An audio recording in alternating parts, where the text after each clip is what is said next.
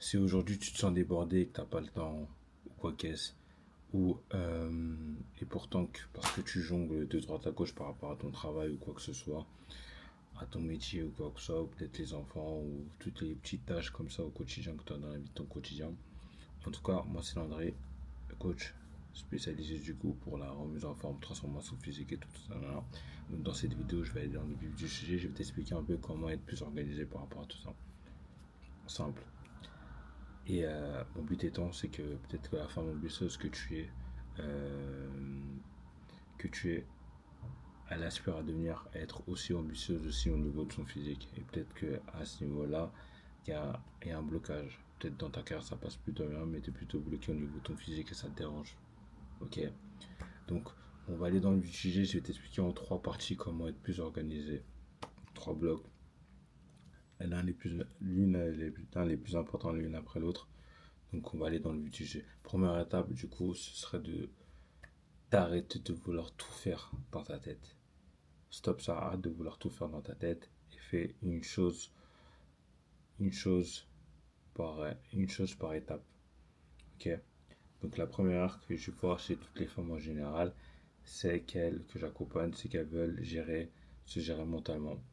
C'est les agendas, les mails, les tâches, les courses, les rendez-vous, les enfants, les business, tout ça combiné en une chose fois, tout ça en même temps. Or, sauf que en général, si tu mets tout ça dans ton cerveau, qu'est-ce qui va se passer? C'est que tu vas être une femme stressée et donc il y aura dont au niveau de l'organisation, elle sera inexistante au final parce que tu auras trop de choses à gérer. Donc la base pour être plus organisé, c'est d'écrire et de planifier et de charger du coup ton mental en écrivant et en planifiant tout ce que tu dois mettre en place. Donc ça peut être pour ma part dans une application comme Notion ou Google Agenda. Je pense que Google Agenda c'est l'une des applications qui moi semble le plus intéressante et qui me semble intéressant pour Internet. Donc par exemple, si tu as structuré la même façon que tu organises ton planning dans ton travail, parce que je pense qu'au niveau de ton travail, tu es plus ou moins organisé, bah, organise aussi tout ce que tu dois faire sur ton Google Agenda. Donc la veille, tu te prépares, tu notes un peu toutes tes tâches. Donc si demain tu es amené à faire ta séance de sport, tu notes. Si demain tu es amené euh, à caler en tout cas un créneau horaire où tu dois manger, bah, tu le notes.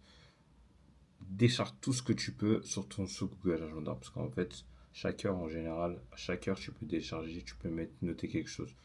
Donc, ce serait mon alternative. Je t'ai donné Google Agenda, mais il y a d'autres choses. Hein. Tu peux mettre utiliser l'application Notion, To-Do List, mais moi, Google Agenda, c'est l'une des qui me semble le plus intéressant. Ok. Donc, en vrai de vrai, ce qui compte, c'est pas l'outil, mais c'est que tu sois en tout cas, que tu notes vraiment, tu décharges tout au niveau de ton cerveau. Ok. Ok. Donc là, on m'appelle. Petit truc. Ok.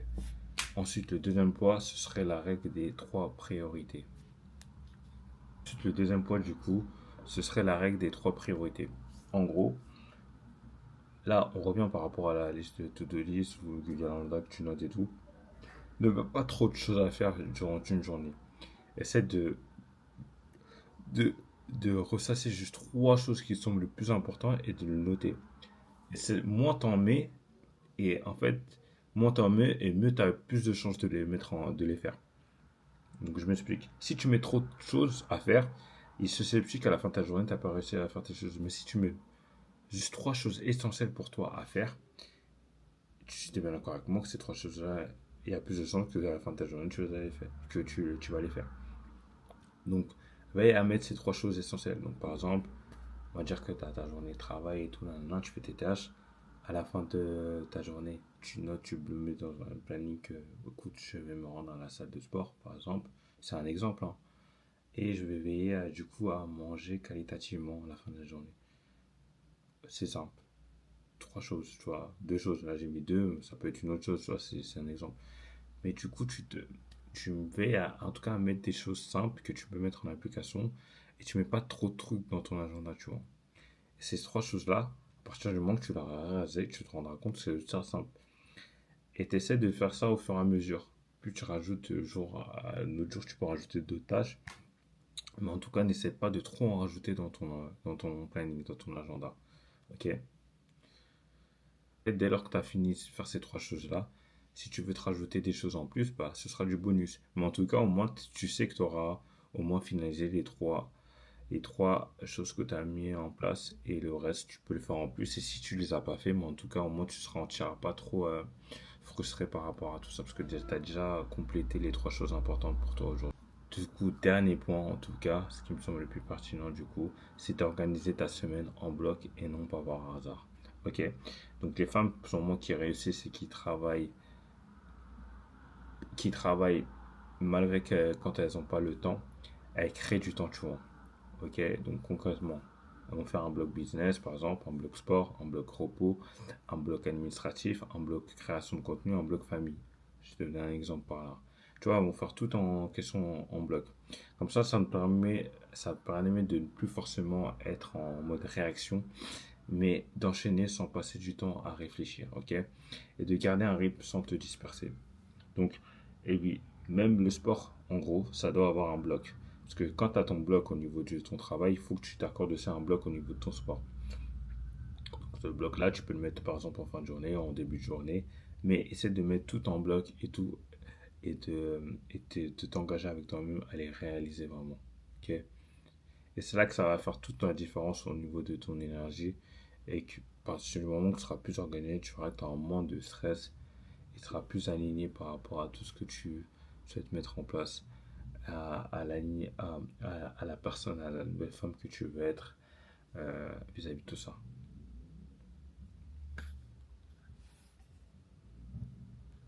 Ok, donc simplifie ton organisme.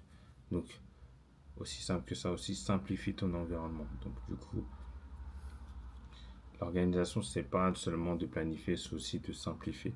Donc fais en sorte de simplifier. Si par exemple ton espace il est chaotique de travail, donc forcément tu auras un environnement de travail chaotique. Si ton téléphone te distrait, donc forcément tu seras distrait. Ok. Si ta cuisine est désorganisée, donc forcément tu vas passer du temps à improviser et tu seras moins assujetti à, à manger des choses qualitativement. Fais en sorte qu'il y ait un environnement vraiment pérenne autour de toi et que tout ça en sorte de que tout soit dégagé, tout soit fait pour que ce soit aligné par rapport à tes objectifs. Ok. Simplifier. Range ton espace travail. Prépare ta tenue de sport la veille. Par exemple, si tu dis que tu vas aller à la sport, prépare déjà ta tenue de sport la veille, organise ton sac, tout. Et si même, au lieu de ça, prends ton sac avec toi pour te rendre ton travail comme ça, au moins, quand tu finis le travail, tu t'enchaînes directement par la salle de sport, des petits titres comme ça. Ok. Avoir des repas simples à disposition, donc prépare, fais des mini prep, organise, je sais pas moi, une demi-journée dans la semaine à préparer tes repas en avance. Ok. Sur 2 ou 3 jours. Après, tout va dépendre de ton rythme, qu'est-ce qui te semble le plus adapté ou pas. Ok. Et désactive aussi les notifications qui sont inutiles pour toi aussi également. Ok. Toutes ces choses-là vont faire en sorte que tu vas organiser du coup, il y aura une meilleure organisation au niveau de toi et tu vois que ton environnement sera plus simplifié, plus simple pour toi et ça va faire en sorte d'être une nouvelle personne, une nouvelle version de toi. Ok.